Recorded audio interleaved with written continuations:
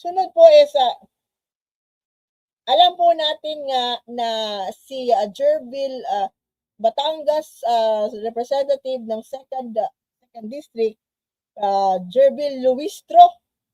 Siya po ang chairwoman ng House Committee on Justice na na nag-iimbestiga sa mga impeachment complaint laban kay Vice Presidente Sara Duterte. At ang nakakatawa, hindi pa po parang walang hangover pa po, parang may hang-ups pa po itong si Vice President Sara Duterte na gumawa ng fake news. Doon sa mga nakaka-remember nung kampanya, nung nakaraang kampanya last year, nung midterms, dumayo po yan si Vice President Sara Duterte mismo doon sa lugar, sa baluarte ni Luistro sa Batangas. At doon, nangampanya siya doon siyempre sa katunggali ni Luistro. At doon, siniraan ni Vice President Sara Duterte si Luistro.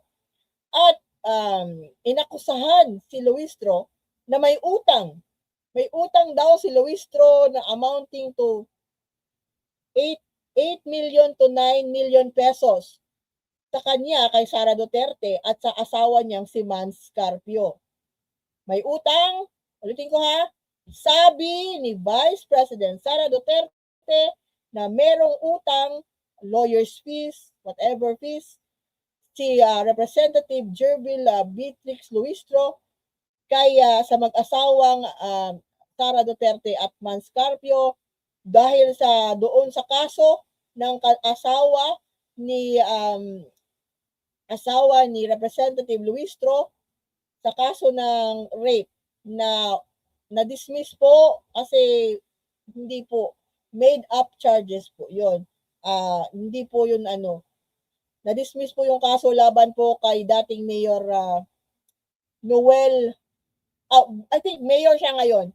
I think nanalo din po siya ng pagka-mayor doon sa kanilang lugar. Mayor, remember, Noel Luistro. Siya na po yung mayor sa kanilang lugar doon. Wala po siyang pinawalang sala po siya kasi po yung mga kaso sa kanya ng rape gawa-gawa lang po. So merong daw utang ang mag-asawang Luistro sa mag-asawang Duterte Carpio. Ito po ay sinagot na noon pa. Sinagot na po ito noon pang May, noong pa last year ni Representative Jervil Luistro na sinabihan po niya, challenge po niya ang Vice Presidente na kung meron siyang utang, kung nagkakautang po sila mag-asawang Luistro sa kay Duterte at kay Mans Carpio, ipadalhan daw sila ng bill.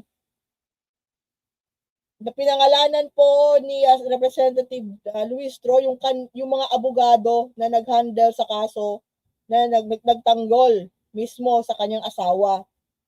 Hindi po si Mans Carpio ang abogado ni Noel Luistro. Hindi po siya yung nakapanalo. Hindi po siya yung nakapadismiss sa kaso, si Mans Carpio, at hindi rin so kung hindi si Mans Carpio, syempre hindi obvious na hindi din si Sara Duterte. So nagtataka po ang mag-asawang Luistro kung paano sila nagkautang? Paano sila nagkautang sa mag-asawang Carpio kung hindi naman sila yung mga abogado sa kaso ni Luistro. Hanggang ngayon po ay yun nga lumabas po si Sara Duterte sa isang interview sa SMNI na yun po yung tinutumbok niya na sinasabi niya meron daw isang membro ng House Committee on Justice na may utang sa kanya. At alam naman natin po sino yung tinutukoy niya at walang iba yun si Luistro kasi yun last year pa yan na issue. At sinasabi daw na makapal ang mukha ni Luistro kasi hindi pa daw siya binabayaran. Ang tanong Vice President Sara Duterte, nagpadala ka na ba ng bill? Nagpadala ka na ba ng bill na ang tawag ito, invoice nagpadala ka na ba ng invoice kay Representative Jervin Luistro sa yung service fee ninyo? Pero ang tanong is, dapat ba kayo mag-issue ng invoice? Kung yung inyong firm, yung Duterte Carpio na firm, merong na-issue po ang kanilang firm, ang law firm ng asawang Duterte Carpio, na hindi po sila registered sa Securities Exchange Commission. Hindi po sila registered sa TEC for 10 years. So, paano ka mag-i-issue ng insakto na acknowledgement invoice, bill, kung yung law firm mo ay hindi pala, di umano, naka-registered sa SEC?